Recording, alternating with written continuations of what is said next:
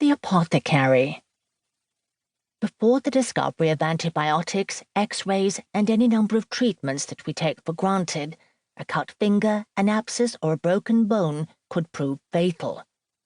Appendicitis was a mystery because the church didn't allow human dissection. Pigs were reckoned to be the most similar to humans, and doctors learned about anatomy from doing a bit of pork butchery.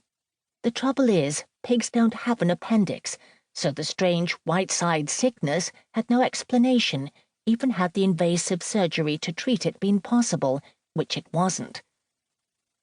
In an age before folk had easy access to doctors, and when hospitals were religious foundations more interested in curing your soul than your body, the apothecary was an ordinary person's best hope of a cure or relief from an illness.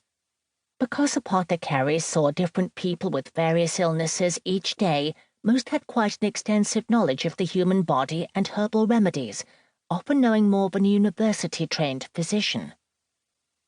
Early in the Middle Ages, an apothecary would have cultivated all the plants and herbs needed for his medicines.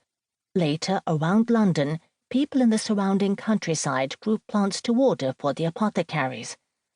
Recipes for the medicines, syrups, electuaries, made with honey, and cordials were closely guarded secrets passed down from master to apprentice.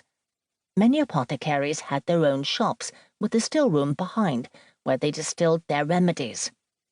The front of the shop would display medicines and herbs, with a few exotic items to attract the customer, such as a dried baby crocodile hung from the ceiling. The most frequently needed medicines were prepared in advance, while the less common treatments were made to order.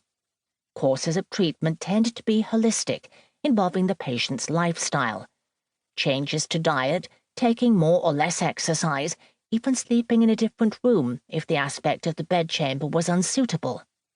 The apothecary used his knowledge of the patient and the illness to prepare the best remedy, taking the horoscopes of both the patient and his ailment into consideration.